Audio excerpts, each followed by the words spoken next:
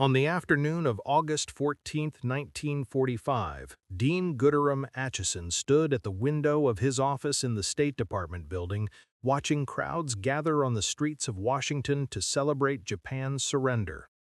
The room smelled of cigarette smoke, warm leather, and the particular mustiness of government files that had accumulated through 4 years of war.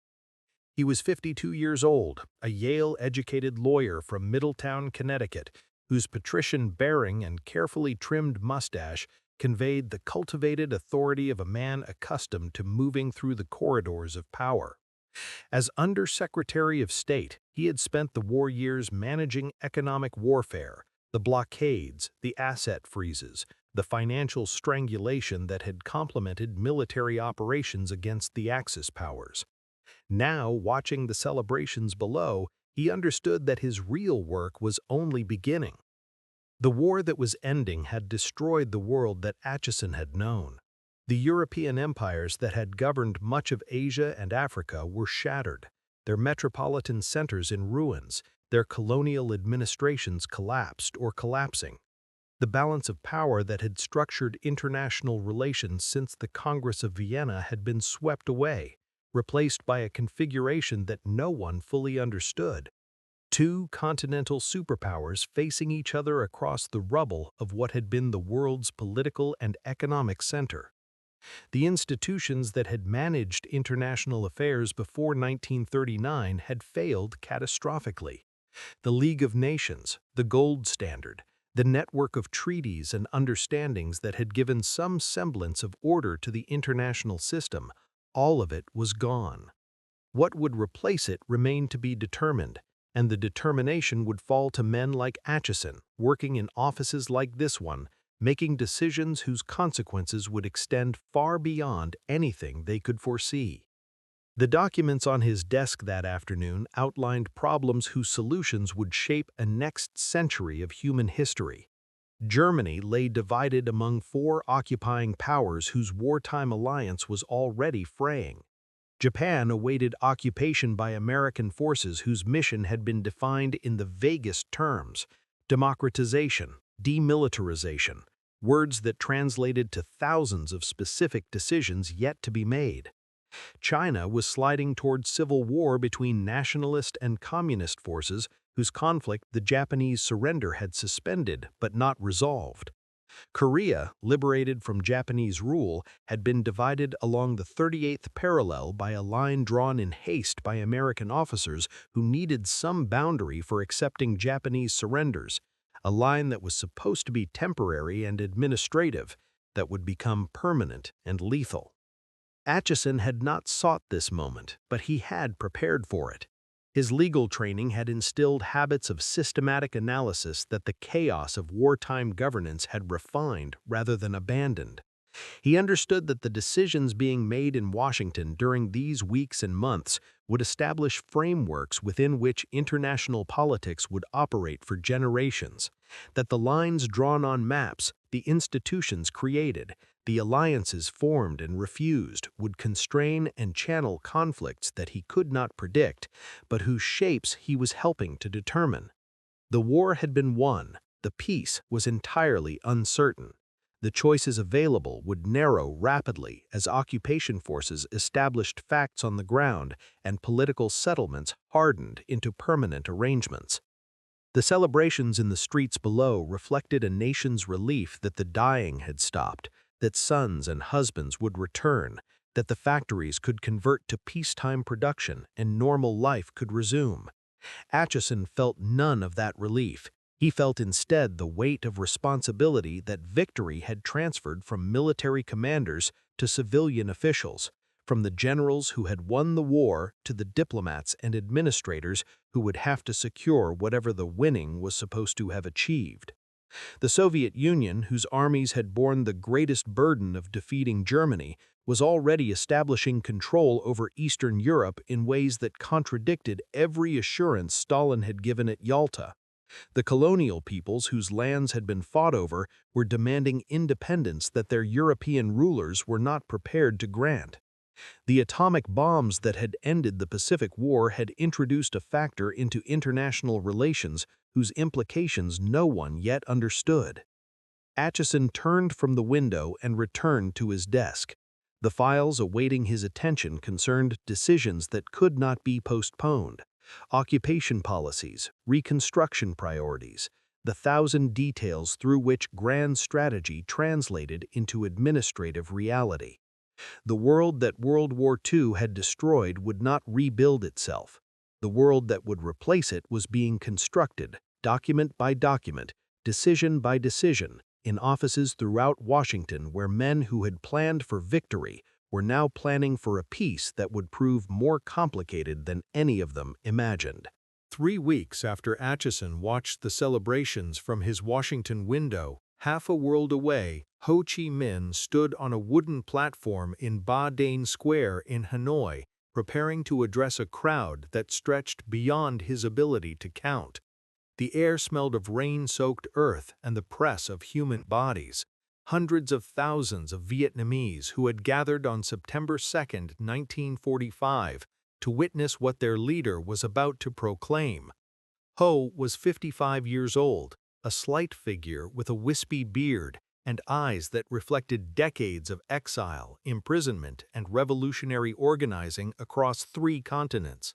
He had worked as a kitchen helper in Paris, a photograph retoucher in New York, a Comintern agent in Moscow and Canton. His journey had carried him through identities and aliases so numerous that even those closest to him were uncertain which details of his biography were real and which were carefully constructed legend. The document he held contained words borrowed directly from the American Declaration of Independence. All men are created equal. They are endowed by their Creator with certain inalienable rights. Among these are life, liberty, and the pursuit of happiness. Ho had chosen these phrases deliberately, had constructed his Declaration of Vietnamese Independence as an echo of the American founding, had calculated that the reference would resonate with the power whose support he desperately sought. The United States had fought Japan. The United States proclaimed opposition to colonialism. The United States, Ho believed, might be persuaded to support Vietnamese independence against the French, who would inevitably attempt to reimpose that rule now that Japan's occupation had ended. The calculation was not fantasy. Ho had cooperated with the American Office of Strategic Services during the war's final months, providing intelligence on Japanese movements, rescuing downed American pilots, receiving weapons and training in return. OSS officers had parachuted into his jungle headquarters, had worked alongside his Viet Minh guerrillas, had developed relationships that Ho hoped would translate into political support when the war ended. Major Archimedes Patty, the OSS officer who had spent the most time with Ho, had been impressed by the Vietnamese leader's intelligence, his organizational skills, his seemingly genuine admiration for American democratic ideals. Patty had reported favorably to his superiors, had recommended that Washington take Ho's movement seriously as a potential partner in post-war Southeast Asia. The reports disappeared into a bureaucracy whose priorities lay elsewhere. Acheson's State Department was focused on Europe, on the Soviet threat, on reconstruction challenges that made the fate of a small Southeast Asian country seem peripheral at best. The French, whose cooperation Washington needed for European recovery, made clear that they considered Indochina non-negotiable, that American support for Vietnamese independence would be treated as an attack on France itself. The choice, as American policymakers framed it, was between a minor colonial question and the survival of a major European ally. The choice was not difficult. Ho's appeals went unanswered. His references to American ideals met silence from the nation whose revolution he had invoked. The crowd in Ba Dang Square heard Ho proclaim independence without knowing that the proclamation would not be recognized by the power whose words it borrowed. They heard him declare the end of 80 years of French colonial rule without knowing that France was already preparing military forces to reimpose that rule. They celebrated a liberation that would prove to be the beginning of 30 years of war rather than its end. War against the French, war against the Americans, war whose origins traced directly to the decisions being made and not made in offices like Acheson's during these crucial months when the post-war order was taking shape. Ho understood, even as he spoke, that the moment was precarious. The Chinese nationalist forces occupying northern Vietnam as part of the Japanese surrender arrangements were unreliable partners whose presence created as many problems as it solved. The British forces occupying the South were actively facilitating French re-entry into Saigon. The window during which Vietnamese independence might have been established with American support was closing rapidly, might already have closed, might never have been open at all except in Ho's calculations and hopes.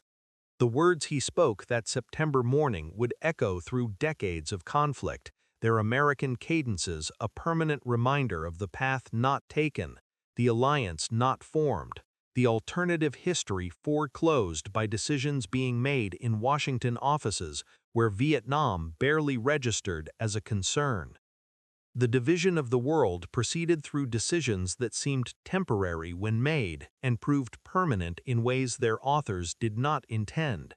Acheson participated in deliberations whose outcomes would define the geography of conflict for the next 80 decades, watching as lines drawn on maps to solve immediate administrative problems hardened into boundaries that armies would fight and die for to defend or to cross. The men making these decisions understood that they were improvising, that the arrangements they established were provisional responses to urgent circumstances. They did not understand that provisional arrangements, once established, acquire constituencies and justifications that transform them into permanent features of the international landscape. Germany presented the most immediate challenge. The wartime agreements at Yalta and Potsdam had divided the country into 4 occupation zones: American, British, French, and Soviet, with Berlin similarly partitioned despite its location deep within the Soviet zone. The arrangement was supposed to be temporary, a practical necessity for managing the occupation until a peace treaty could reunify the country under terms the Allies would negotiate. The negotiations never produced agreement. Soviet and Western visions for Germany's future proved irreconcilable. The Soviets seeking a neutralized and weakened state that could never again threaten Russian security. The Western powers increasingly convinced that German recovery was essential for European stability, and that recovery required integration into Western economic and security structures. The temporary zones calcified into permanent states, the Federal Republic in the West, the Democratic Republic in the East, whose border would become the most fortified and dangerous frontier on Earth. Acheson watched this calcification with the analytical detachment that characterized his approach to policy, understanding that each decision foreclosed alternatives without necessarily resolving the underlying conflicts. The Berlin blockade of 1948 to 1949, which he observed as tensions escalated toward what many feared would be a Third World War, demonstrated how occupation arrangements had created vulnerabilities that neither side had anticipated. The Western presence in Berlin depended on access routes through Soviet-controlled territory, access that the Soviets could interrupt whenever the political calculus favored confrontation. The airlift that broke the blockade was a triumph of logistics and determination, but it was also a revelation of how wartime decisions had structured post-war conflicts into patterns that would persist until 1989 and beyond. Korea presented an even starker illustration of how temporary lines became permanent scars. The 38th parallel that divided the peninsula had been selected in August 1945 by 2 American colonels working late at night with a National Geographic map, searching for a boundary that would divide Korea roughly in half for the purpose of accepting Japanese surrenders. The colonels, Dean Rusk and Charles Bonesteel, had no expertise in Korean geography or politics. They chose the 38th parallel because it placed Seoul in the American zone, and because it appeared to divide the country into approximately equal portions. The decision took approximately 30 minutes.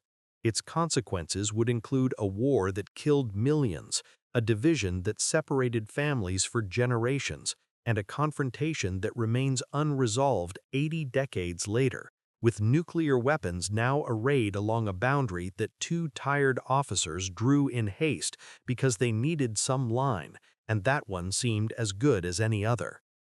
Japan's occupation proceeded under American authority alone, a circumstance that Acheson and his colleagues recognized as both advantage and responsibility. The absence of Soviet participation meant that Japan would not be divided as Germany and Korea had been, a negative outcome avoided through the accident of geography that had kept Soviet forces from occupying Japanese territory before the surrender. But sole responsibility also meant that every decision about Japan's future reflected American choices that would shape the Pacific region for generations. The Constitution that American occupation authorities drafted, with its famous Article 9 renouncing war, established a framework for Japanese security policy that remains contested today. The decision to retain the emperor, to preserve the bureaucratic structures of the Japanese state, to rebuild Japan as an industrial power integrated into American strategic networks, each choice created path dependencies that channeled subsequent developments in directions that 1945's decision-makers could not have foreseen. The maps that emerged from these decisions bore little resemblance to the maps of 1939. Empires had vanished, new states had appeared, boundaries had shifted across territories that millions of people called home. The world that Acheson helped to construct was not the world that anyone had planned, not the world that Roosevelt had envisioned, not the world that Churchill had hoped to preserve, not the world that Stalin had expected to dominate. It was a world shaped by improvisation under pressure, by decisions made with incomplete information under urgent deadlines, by compromises that satisfied no one completely and resolved nothing permanently. The conflicts that would emerge from this world, Korea, Vietnam, the Taiwan Strait, the German question, were embedded in its structure from the moment of its creation, seeds planted in the chaos of victory that would bear bitter fruit for generations. The institutions that emerged from the war's wreckage reflected Acheson's conviction that structure could contain conflict, that the catastrophe of 1939 to 1945 had resulted not from human nature but from institutional failure, and that properly designed institutions could prevent recurrence. The League of Nations had collapsed because it lacked enforcement mechanisms, because the great powers had not committed to its success, because the architecture had been inadequate to the stresses placed upon it. The post-war order would be different. It would be built on foundations strong enough to bear the weight of great power competition, flexible enough to accommodate change, binding enough to constrain the impulses that had twice in a generation produced global conflagration. The United Nations emerged from conferences where Acheson participated as part of the American delegation, watching the negotiation of a charter that attempted to learn from the League's failures while accommodating political realities that idealism could not overcome. The Security Council's veto power for permanent members was not a design flaw but a deliberate feature, recognition that no great power would submit to an institution that could act against its vital interests, that the price of participation was the guarantee that participation would not prove fatal. The arrangement meant that the UN could not address conflicts in which the great powers themselves were parties or had stakes they considered essential. It meant that the institution designed to prevent war would be paralyzed precisely when war most threatened. But it also meant that the great powers remained inside the institution, that a forum existed for communication even during crises, that some mechanism for collective action survived, even if that mechanism was constrained by the interests it was designed to serve. The North Atlantic Treaty Organization, established in 1949, committed the United States to the defense of Western Europe in terms that no previous American peacetime commitment had approached. An attack on any member would be treated as an attack on all, the principle of collective defense that transformed American security guarantees from diplomatic assurances into binding obligations backed by military force.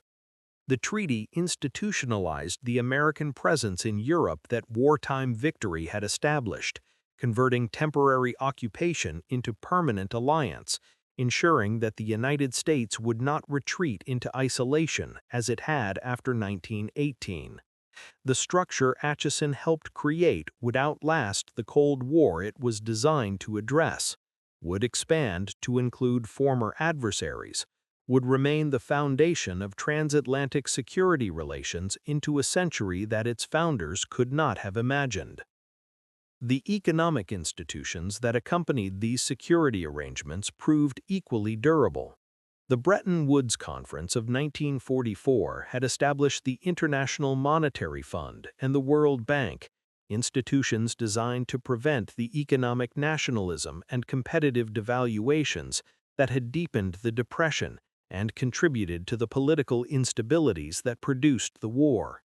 The dollar-based monetary system that emerged from these negotiations reflected American economic dominance as surely as NATO reflected American military predominance, arrangements that served American interests while also providing public goods that other nations valued enough to accept American leadership as the price of access.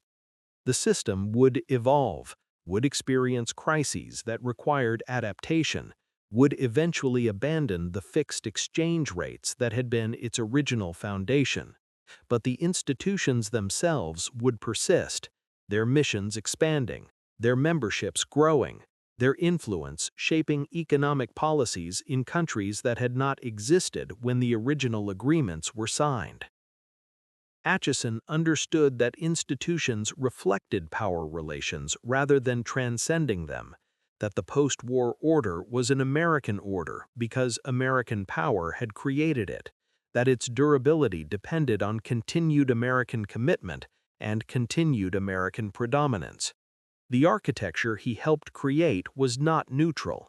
It embedded American preferences into international structures, channeled conflicts into arenas where American influence was greatest, established rules that American power could enforce.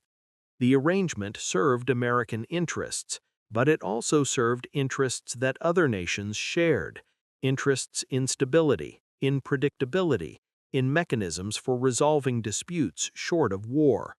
The institutions were imperfect, constrained by the political realities that had shaped their creation, incapable of preventing all conflicts or resolving all disputes, but they created frameworks within which conflicts could be managed, channels through which communication could flow, structures that persisted when the specific crises that had occasioned their creation faded into history. Ho Chi Minh watched these institutions emerge from the outside, his movement unrecognized by the United Nations, his country excluded from the arrangements that Acheson and his colleagues were constructing. The post-war order being built was a great power order, designed by great powers for purposes that great powers defined. The colonial peoples whose independence movements were reshaping Asia and Africa found little place in institutional structures that assumed the continuation of European empires in modified forms. The conflict that would consume the following decades, the wars of decolonization, the struggles for national liberation, the violence that accompanied the collapse of colonial rule, were not what the post-war institutions had been designed to address. They would occur in the spaces between the structures, in the regions that great power competition instrumentalized without stabilizing, in the gaps that institutional architecture could not close. The path that Ho Chi Minh followed after his declaration of independence traced the trajectory of decolonization violence that World War II had unleashed across Asia and Africa. The war had shattered the myth of European invincibility that colonial rule had cultivated for generations, had shown Asian populations that white men could be defeated, that empires could fall, that the structures of domination were neither permanent nor inevitable. The Japanese had demonstrated it through conquest, humiliating European colonial powers from Hong Kong to Singapore to the Dutch East Indies. The Allies had demonstrated it through the destruction of Japan, proving that industrial modernity could be turned against any power that possessed it. The lesson that colonial subjects drew from both demonstrations was that independence was possible, that the power relations that had seemed fixed were actually contingent, that the moment for change had arrived. Ho had attempted to seize that moment through diplomacy, through appeals to American ideals, through the hope that the rhetoric of the Atlantic Charter, self-determination, freedom from fear, the rights of peoples to choose their own governments, would translate into support for Vietnamese independence. The hope had proven misplaced. By early 1946, French forces were returning to Indochina in strength, supported by British occupation authorities who shared their commitment to preserving European colonial positions. The Chinese nationalist forces, whose presence in northern Vietnam had complicated French re-entry, withdrew under agreements that left Ho facing a colonial power determined to restore its pre-war possessions. The window that might have opened toward peaceful decolonization closed, and the path that remained led through war. The First Indochina War began in December 1946 with French bombardment of Haiphong that killed thousands of Vietnamese civilians, and continued for 8 years through jungle fighting that anticipated everything the Americans would later experience. Ho's Viet Minh forces retreated into the highlands, built base areas that French columns could not penetrate, developed guerrilla tactics that negated French advantages in firepower and mobility. The smell of that war, cordite, jungle rot, the smoke of burning villages, would become familiar to a generation of Vietnamese fighters whose experience of combat began in resistance to France and continued through decades of subsequent conflict. The French deployed forces that included veterans of the European War, Foreign Legion units hardened by North African campaigns, colonial troops from across the empire. None of it proved sufficient against an enemy fighting for independence on terrain that favored defense and among a population that provided intelligence, supplies, and recruits in quantities that external support alone could not have generated. The pattern that emerged in Vietnam repeated across the colonial world, with variations that reflected local circumstances but shared common structural features. The European empires that had governed much of humanity before 1939 could not be restored after 1945 because the conditions that had sustained them no longer existed. Metropolitan populations exhausted by war lacked the will for colonial campaigns whose costs exceeded any plausible benefit. Colonial populations that had witnessed European defeat and occupation no longer accepted the premises of European superiority that colonial rule had cultivated. The Cold War competition between American and Soviet models provided alternatives to colonial dependency, sources of support for independence movements, ideological frameworks that legitimized resistance. The empires collapsed not because any single factor proved decisive, but because all the factors that had sustained them failed simultaneously. Acheson observed this collapse from Washington with concerns that reflected American strategic priorities rather than anti-colonial conviction.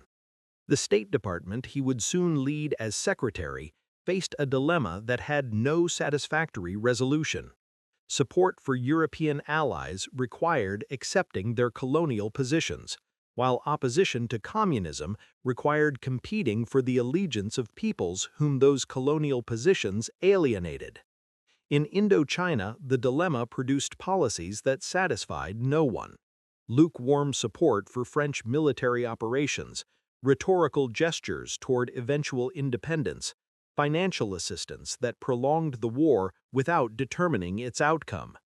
The French defeat at Dien Bien Phu in 1954, which Ho's forces achieved through logistics as much as tactics, carrying artillery piece by piece through mountains that French commanders had considered impassable, ended one phase of the conflict and began another.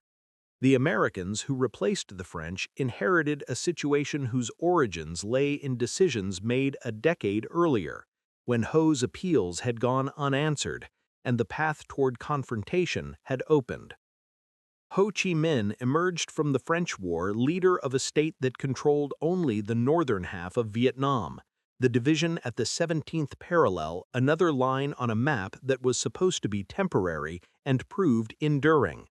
The Geneva Accords that ended the French War promised elections that would reunify the country, elections that never occurred because the Southern government that American support sustained refused to participate in a vote it would certainly lose. The division persisted, the conflict continued in new forms, and the trajectory that had begun with Ho's unanswered appeals to Washington extended toward the American war that would consume the next decade. The violence that World War II had unleashed through the destruction of colonial legitimacy would continue until 1975, 30 decades of warfare whose origins traced directly to the post-war settlement that Acheson had helped construct and that Ho had attempted unsuccessfully to influence. The Cold War that emerged from World War II's conclusion was not a new conflict, but a continuation of tensions that the wartime alliance had suppressed without resolving. Acheson watched the transformation with the analytical clarity of a man who had never mistaken temporary cooperation for permanent alignment, who had understood from the beginning that Soviet and American visions for the post-war order were fundamentally incompatible. The alliance that had defeated Hitler had been a marriage of necessity, sustained by a common enemy whose destruction removed the only basis for cooperation. What remained when Germany surrendered was competition, for territory, for influence, for the allegiance of peoples whose futures the great powers presumed to determine.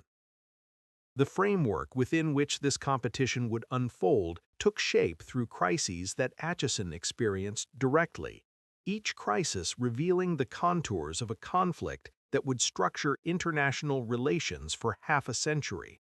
The Soviet pressure on Iran in 1946, demanding oil concessions and supporting separatist movements in the north, established the pattern of probing that would characterize Soviet policy, testing Western resolve, advancing where resistance seemed weak, consolidating gains where advances succeeded. The Greek Civil War, where communist insurgents fought a government sustained by British and then American support, demonstrated that the ideological competition would be fought through proxies, through local conflicts whose outcomes affected the global balance. The coup in Czechoslovakia in 1948, which extinguished the last democracy in Eastern Europe, confirmed that the Soviet sphere would tolerate no deviation, that the Iron Curtain Churchill had described was hardening into permanent division. Acheson's response to these challenges crystallized into the doctrine of containment that would guide American policy through the Cold War's duration. The strategy accepted that the Soviet system could not be destroyed through direct confrontation, that the risks of great power war in the nuclear age exceeded any benefit that victory might provide. Instead, the United States would contain Soviet expansion, would support governments threatened by communist pressure, would maintain military forces sufficient to deter aggression while waiting for internal contradictions to weaken the Soviet system from within. The strategy required patience that American political culture found difficult, commitment that democratic electorates might not sustain, discrimination between vital interests worth defending and peripheral concerns not worth the risk of escalation. Acheson believed the strategy could work. He also understood that its implementation would require decades, that the conflict he was helping to structure would outlast his own participation in it.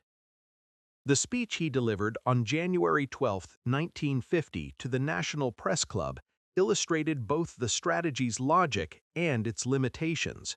Acheson described an American defensive perimeter in the Pacific that ran from the Aleutians through Japan to the Philippines, explicitly excluding Korea and Taiwan from the areas that the United States would automatically defend against attack.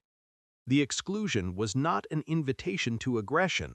Acheson intended to signal that these areas would be defended through UN mechanisms rather than unilateral American action.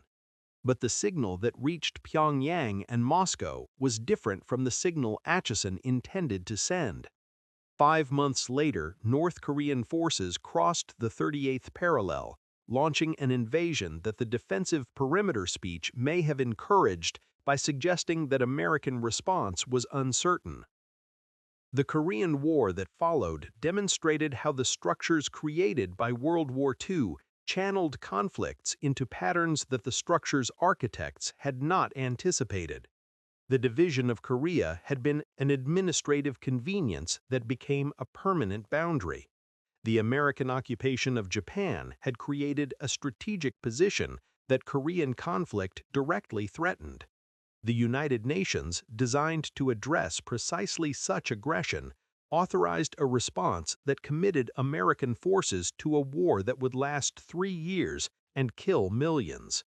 Acheson managed the diplomacy of that war as Secretary of State, navigating between military commanders who wanted to expand the conflict into China and allies who feared that expansion would trigger World War III. The armistice that eventually ended the fighting resolved nothing. The same boundary, the same division, the same confrontation persisting into a future that has not yet produced a peace treaty. Ho Chi Minh observed the Korean War from Hanoi, drawing lessons that would shape his own conflict with the Americans. The Chinese intervention that had saved North Korea from destruction demonstrated that communist powers would support each other against American pressure, that the risks of American escalation were real but not unlimited, that determination and sacrifice could offset technological superiority. The pattern of the Korean War, American firepower devastating the peninsula without achieving political objectives, stalemate replacing victory, negotiation producing armistice rather than peace, prefigured the pattern that would emerge in Vietnam a decade later. The structures that World War II had created were generating conflicts that those structures could not resolve, channeling violence into forms that achieved destruction without decision, perpetuating confrontations that the post-war settlement had embedded in the international system. The defensive perimeter that Acheson had described remained contested terrain 8 decades later. Taiwan's status, ambiguous since 1949, continued to risk great power confrontation. Korea's division, temporary in 1945, persisted as the world's most militarized border. The alliances that Acheson had constructed, NATO, the security treaties with Japan and the Philippines and Australia, continued to structure American strategic commitments in ways that his generation had established and subsequent generations had maintained. The Cold War framework that emerged from World War II outlasted the Cold War itself, its institutional residue shaping conflicts whose specific content Acheson could not have imagined, but whose structural patterns he would have recognized immediately. The Middle East that emerged from World War II bore the imprint of wartime decisions whose consequences neither Acheson nor Ho could have foreseen, but that would generate conflicts persisting into the present century. The region had been peripheral to the war's main theaters. North Africa had seen significant fighting, and the oil fields had been strategically vital, but the political transformations that would reshape the Middle East emerged less from combat than from the displacement of European power and the vacuum that displacement created.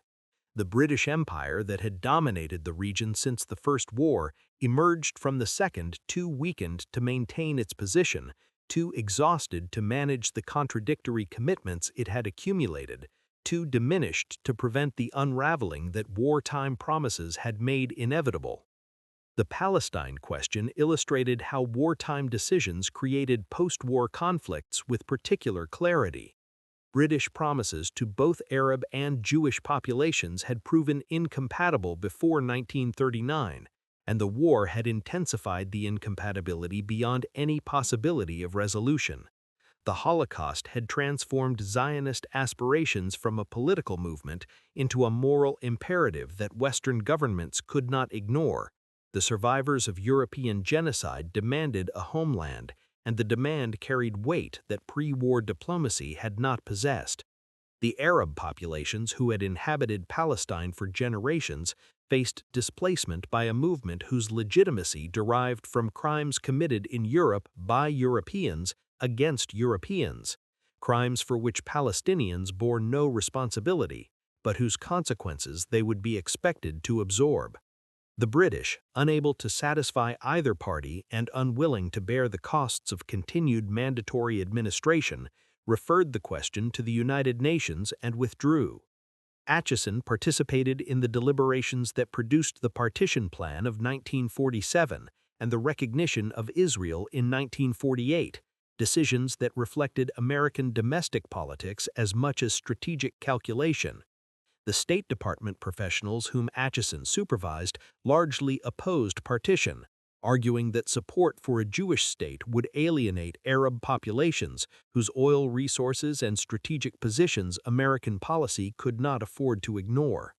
President Truman overruled his advisors for reasons that combined genuine sympathy for Holocaust survivors with recognition that the Jewish vote mattered in key electoral states. The recognition that Truman extended to Israel 11 minutes after its declaration of independence established an alignment that would define American Middle East policy for generations. An alignment of durability exceeded anything that 1948's policymakers anticipated. The displacement that accompanied Israel's creation, approximately 700,000 Palestinians who fled or were expelled during the 1948 war, produced a refugee population whose grievances would fuel conflicts for decades. The camps that absorbed these refugees in Jordan, Lebanon, Syria, and Gaza were supposed to be temporary, holding facilities for populations who would return when the conflict ended or be resettled when permanent arrangements could be negotiated. The conflict did not end. The arrangements were never negotiated. The camps became permanent features of the regional landscape, generations born into refugee status, grievances transmitted from parents to children to grandchildren, the original displacement compounding into a political factor that no settlement could easily address. The oil relationships that World War II had established proved equally consequential for the region's future.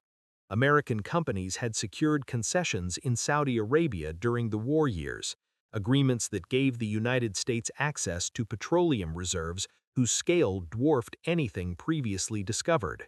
The arrangements reflected wartime necessities. The Allies had needed oil, and the Saudi kingdom had needed revenue, but they created dependencies that outlasted the circumstances of their creation.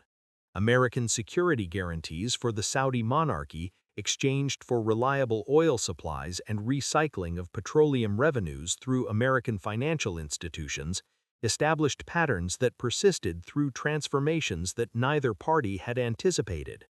The relationship survived the Arab-Israeli conflicts that made American support for Israel controversial throughout the Arab world, survived the oil embargo of 1973 that tested whether economic leverage could alter American policy, survived the emergence of Islamic movements that rejected Western presence in lands they considered sacred. Ho Chi Minh's connection to these Middle Eastern developments was indirect but real. The decolonization struggles that produced Israel and displaced Palestinians were part of the same historical process that produced Vietnamese independence and displaced French colonialism. The Cold War framework within which both regions' conflicts unfolded channeled local grievances into superpower competition, transforming what might have been regional disputes into fronts in a global confrontation. The oil that flowed from the Persian Gulf fueled the industrial economies whose competition structured the post-war order, including the American economy, whose resources sustained the military commitments that Acheson had helped to construct and that would eventually bring American forces to Vietnam.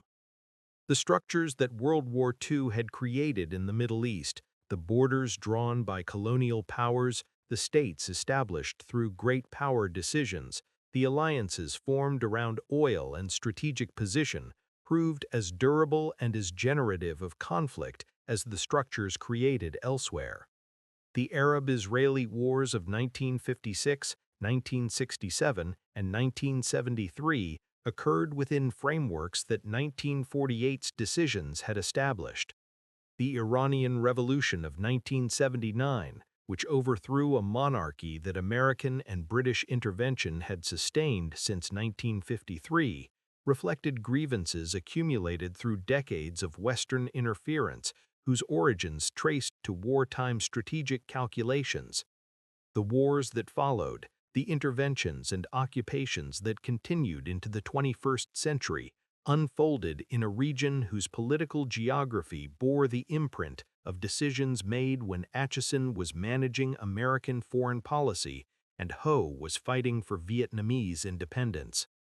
The war that he left behind continued for 6 more years, its violence intensifying even as negotiations proceeded in Paris, its casualties mounting through campaigns whose strategic logic remained contested long after the fighting ended.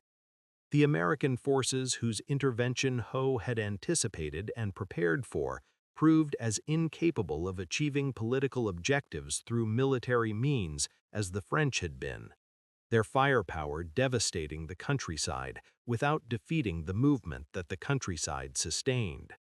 The structures that World War II had created, the Cold War framework that made Vietnam a proxy conflict, the alliance systems that constrained American options, the institutional commitments that made withdrawal politically costly, prolonged the conflict beyond any rational calculation of interest, generating destruction whose scale exceeded anything that the original stakes could justify. Acheson observed this destruction from retirement, his influence diminished, but his interest undiminished in the policies that his successors struggled to implement.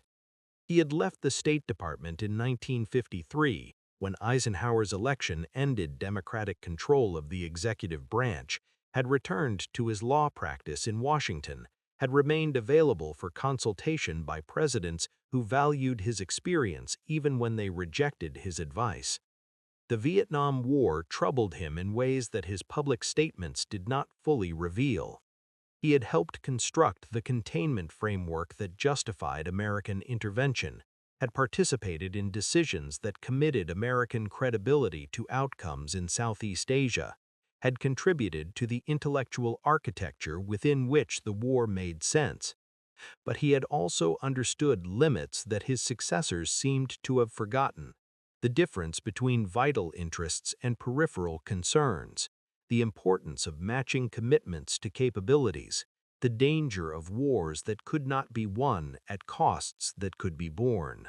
His counsel to Lyndon Johnson in 1968, delivered as part of the Wise Men group that advised the president on Vietnam policy, contributed to the decision to de-escalate that Johnson announced in March of that year. Acheson had concluded that the war could not be won, that continued escalation would destroy the domestic consensus necessary for American foreign policy, that the costs had exceeded any benefit that victory might provide. The advice represented not a repudiation of containment, but an application of its logic to circumstances that had evolved beyond what earlier decisions had anticipated. The framework remained valid. Its application to Vietnam had proven mistaken. The distinction mattered to Acheson, who had spent his career constructing structures that he believed would outlast the specific circumstances of their creation. He died on October 12, 1971, at his farm in Sandy Spring, Maryland, 3.5 years before the fall of Saigon that would mark the end of the war he had helped to shape. He was 78 years old, his reputation contested by a generation that blamed him for the Cold War's excesses while crediting him with none of its achievements. The structures he had built, NATO, the alliance systems, the institutional frameworks that channeled great power competition into forms short of general war, survived his death and would survive the Cold War itself, persisting into a century whose conflicts they continued to shape. The decisions he had made and the decisions he had failed to make had established patterns whose durability exceeded anything he could have anticipated, creating a world whose problems remained recognizably continuous with the problems he had addressed. The world that World War II created has not ended. The boundaries drawn in 1945 remain contested. In Korea, where the armistice line still divides a peninsula that war could reunify only through catastrophe. In the Taiwan Strait, where the unresolved Chinese Civil War threatens great power confrontation. In Europe, where NATO's expansion to Russia's borders generates tensions that echo the Cold War's frozen conflicts. The institutions that Acheson helped establish continue functioning, adapted to circumstances their founders could not have imagined, challenged by powers whose rise those founders did not foresee, but structurally recognizable as the architecture that emerged from the war's conclusion.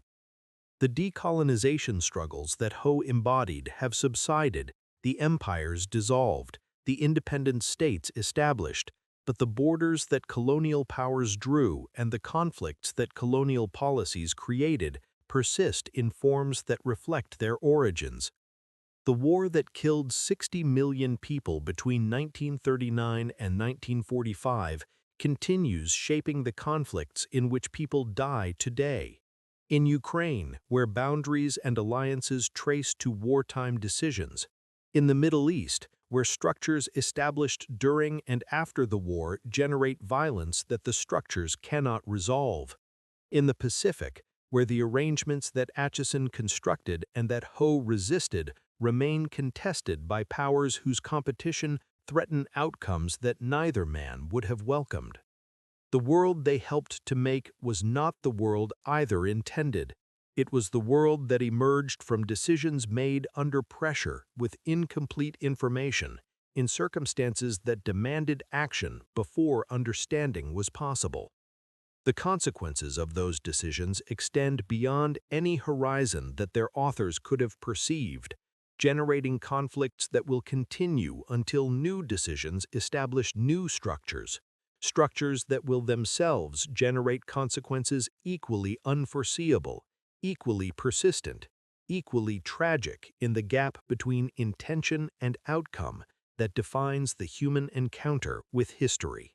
His counsel to Lyndon Johnson in 1968, delivered as part of the Wise Men group that advised the president on Vietnam policy, contributed to the decision to de-escalate that Johnson announced in March of that year. Acheson had concluded that the war could not be won, that continued escalation would destroy the domestic consensus necessary for American foreign policy, that the costs had exceeded any benefit that victory might provide. The advice represented not a repudiation of American purpose. Ho Chi Minh and Dean Acheson never met, never corresponded, never directly confronted each other across the divide that separated their visions for the post-war world. They occupied opposite positions in a conflict whose structure World War II had established, the architect of containment and the revolutionary who demonstrated its limits, the builder of institutions and the challenger who exposed their exclusions, the representative of American power and the embodiment of resistance to that power's reach. Their lives traced complementary arcs through a century whose shape the war had determined, their deaths marking not conclusions but transitions in conflicts that their actions had helped to create. The war that ended in 1945 continues, transformed but recognizable, in the conflicts that their successors inherit, and that successors yet unborn will inherit in turn. World War II still shapes today's conflicts because the world it made is still the world we inhabit. Its structures, our structures. Its unresolved questions, our questions. Its consequences, our inescapable legacy.